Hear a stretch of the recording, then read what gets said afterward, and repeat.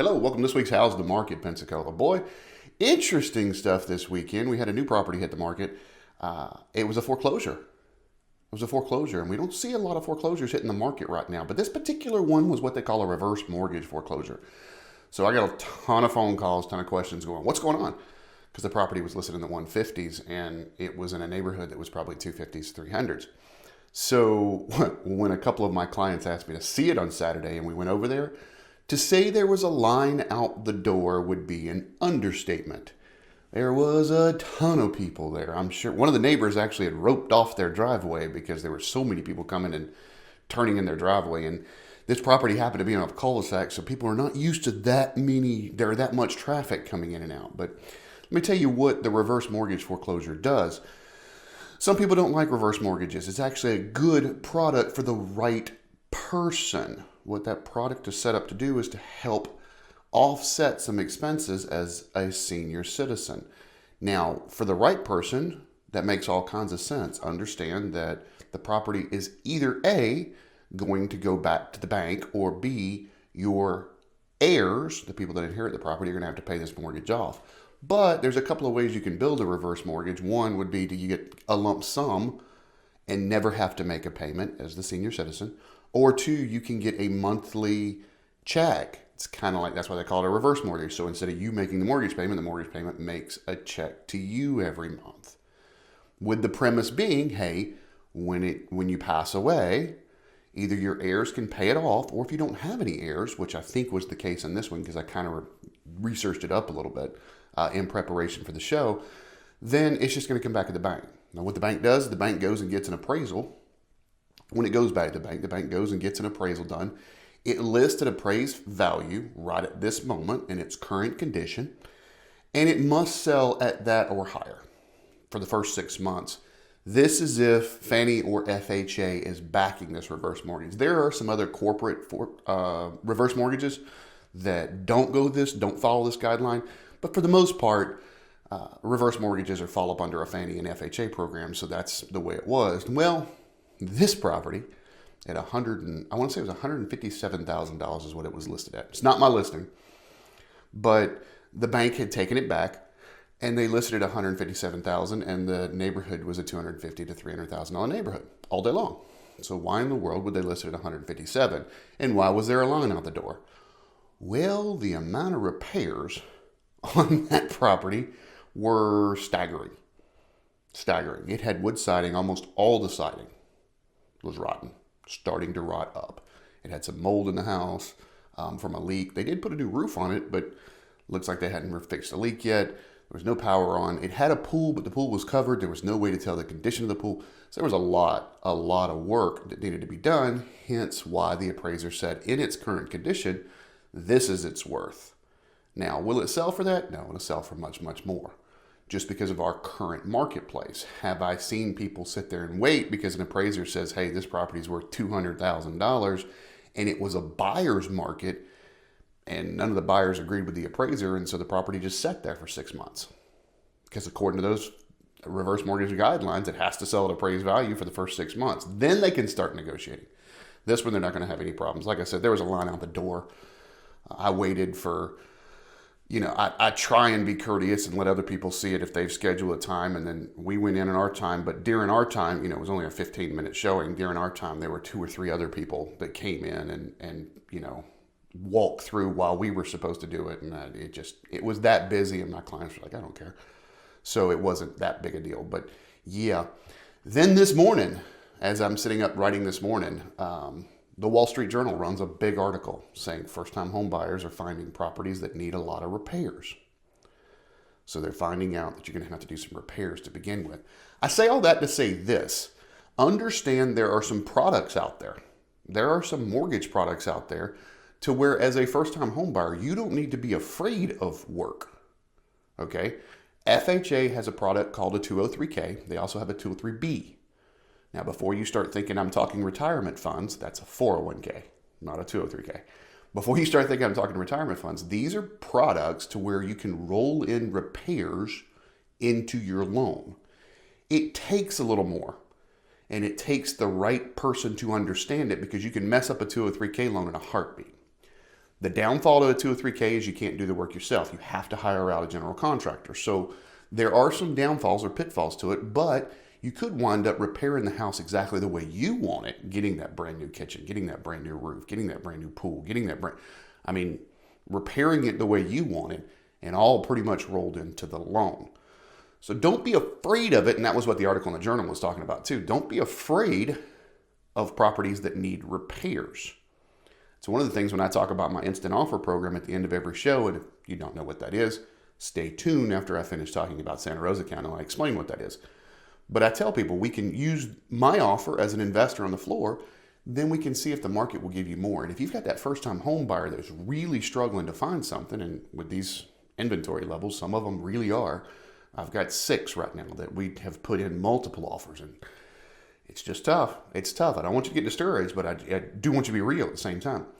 So there are properties out there, even with repairs, that buyers will take on.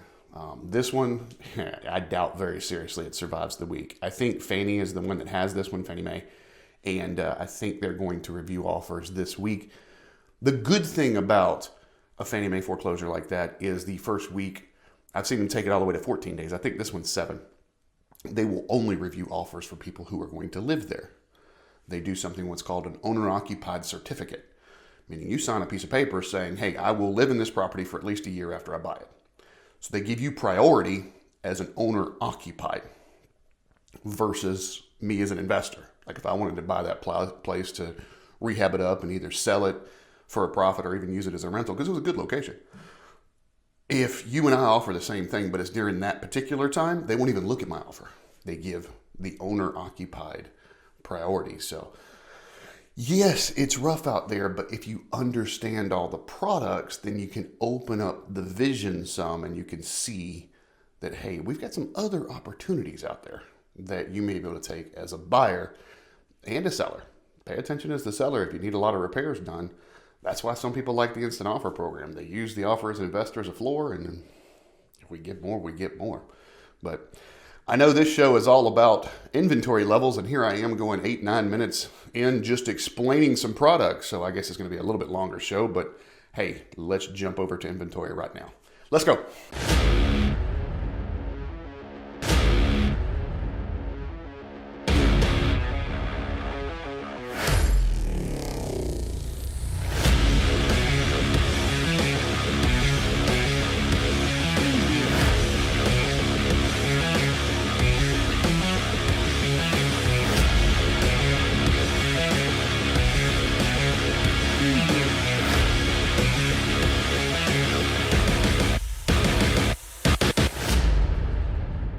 All right, if you've never seen the show, you don't know that I always start with this slide right here. It says if we have between 6 and 7 months worth of inventory, we have what's called a neutral market. Anything greater than 7 months considered a buyer's market. Anything less than 6 months considered a seller's market. What the slide doesn't say.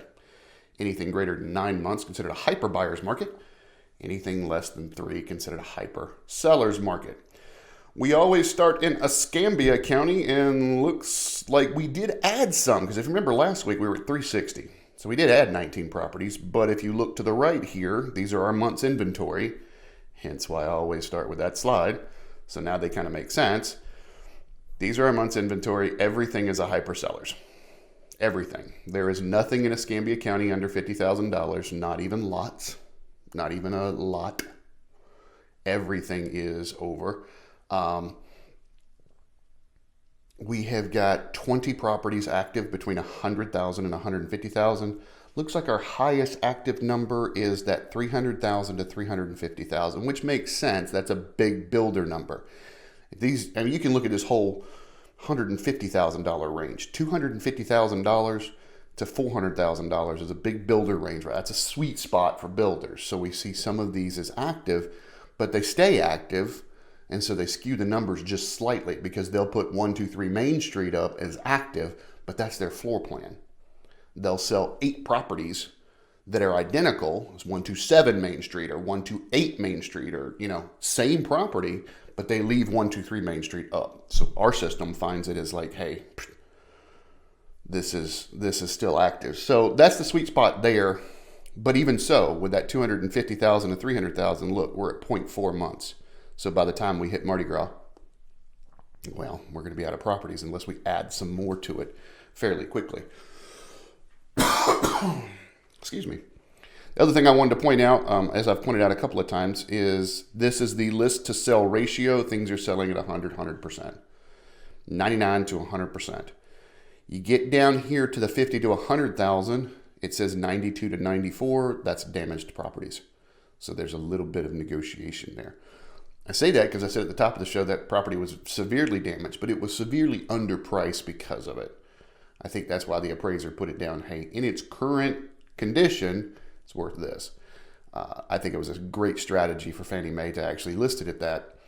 Get that appraiser to kind of say, hey, it's beat up, because now they had so much activity. They're going to get well over that. That just makes perfect sense. It was a good strategy. So think about that as a seller.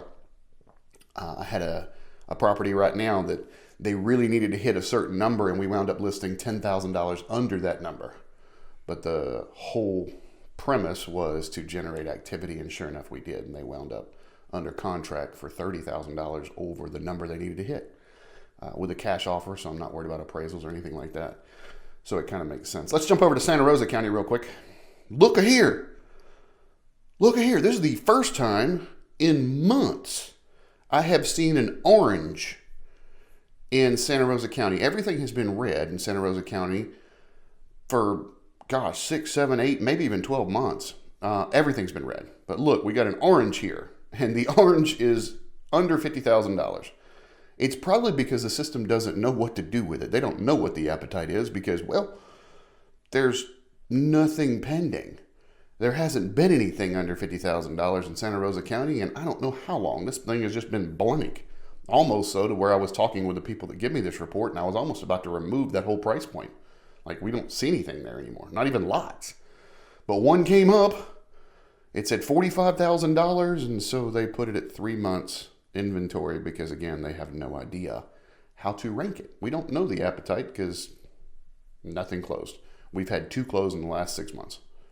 That's it. 2 in that price point. So it's very, very difficult to figure out how long that's going to take.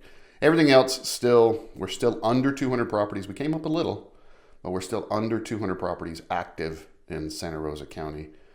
And again, everything 101, 100%, 100%, 101% of list price. So pay attention to that as sellers. Pay attention to that as buyers. I am starting to get buyers that are submitting offers. 70% of list with me being on the market for 5 days. It makes no sense. 70% of list, me being on the market for 5 days. You're wasting your time.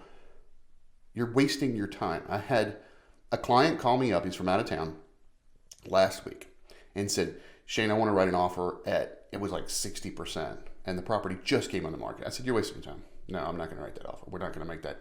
It makes no sense. You're just wasting your time. Property was in great shape. And he looked at me, through the phone, and said, you work for me. You must do exactly what I say. Write that offer.